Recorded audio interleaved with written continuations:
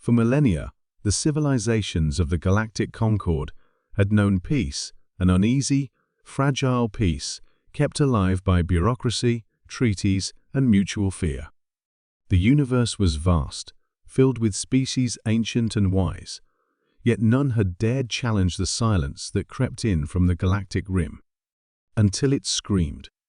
They came without warning, entities, not born of matter, not of flesh or machine, but of pure consumption. The archivists called them the unravelers, not because they destroyed, but because they undid time, thought, even the laws of physics bent and broke under their touch. Planets dissolved. Stars dimmed. Civilizations vanished, not conquered, but erased as if they had never existed. The Concord, paralyzed by debate, turned to its oldest and most obscure members, buried deep in the registries under probationary species. A name most had forgotten, but a voice remained. Humanity. They had entered the galactic stage, barely a few centuries ago, loud, reckless, and unrefined. Their arrival was not greeted with celebration, but caution. They were considered unstable, their emotional spectrum too volatile, their potential for violence disturbing. But now, the universe didn't need diplomats or philosophers. It needed something else. It needed someone who would roar back. Admiral Rain Carter stood aboard the UNS Vindicator, a Terran dreadnought forged in Saturn's shipyards, staring into the void beyond the holographic bridge. She was a woman shaped by war, her face a roadmap of battles both lost and won. The message was clear. She asked. "Yes, ma'am," replied her XO Lieutenant Vargas. The Concorde sent a multi-spectrum distress call. 8 core systems gone. Dozens more collapsing. They've officially declared existential failure. Rain's jaw tightened. Then it's time. Time to answer the call the universe had made. They arrived not with embassies, but with fleets. Not with pleas, but with resolve. The humans did not ask for permission, nor offer explanation. They understood something the others had long forgotten. When something threatens your home, you fight back. At first, the Concorde watched in disbelief. Human ships engaged the unravelers directly, no psychic shielding, no time dilation matrices, just raw force, particle cannons, fusion torpedoes, and AI-piloted interceptors. It was madness. But it worked. Where the unravelers devoured logic, humanity answered with chaos. Their unpredictability, once a liability, became their greatest weapon. On the burning world of Seralis, IV, where the oceans had turned to glass and cities, floated in broken time loops, a single human infantry division deployed.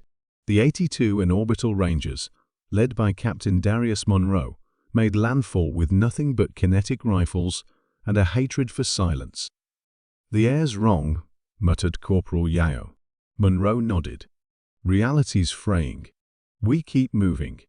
We don't give it time to notice us." "What's the mission, sir?" He looked toward the sky, where time fractured like cracked ice. "We show them that humans don't run. Not from nightmares. Not from gods."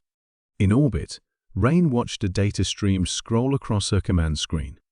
Losses were heavy. The unravelers didn't bleed, didn't die. But something was happening, something unexpected. "They're hesitating," Vargas said. Rain smiled, grim and proud. "Because we're not following the rules. We're not trying to understand them. We're here to stop them." And stop them, they did. On the 3rd week of engagement, something truly bizarre occurred. One of the unravelers attempted to communicate.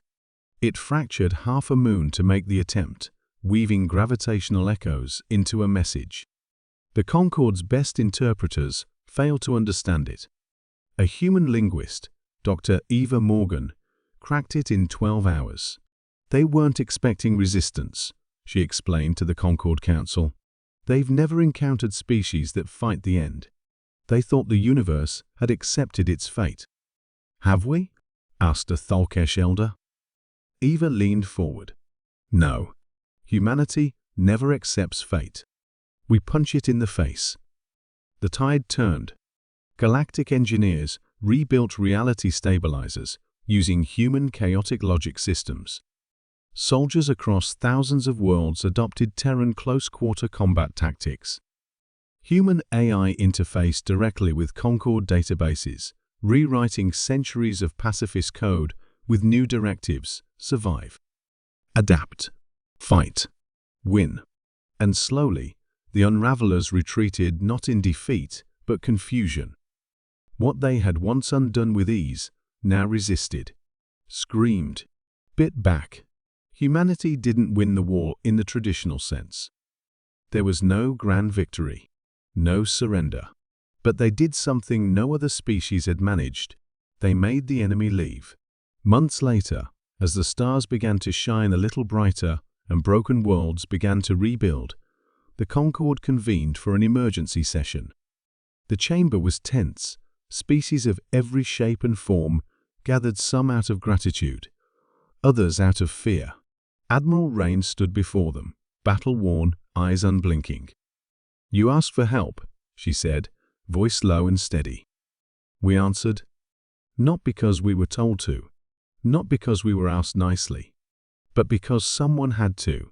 She paused, letting the silence settle. We're not perfect. We fight too hard, love too fiercely, and yes, we break things. But we don't give up. Not on ourselves, not on others, and definitely not on the universe. For a moment, the chamber was still. Then the oldest Concord delegate, a crystalline being from the Alaris Nebula, rose. In our darkest moment, it said, we called for help. And the youngest among us answered not with caution, but with fire. Humanity had arrived, not as conquerors, not as saviors, but as the universe's wild, defiant roar in the face of oblivion.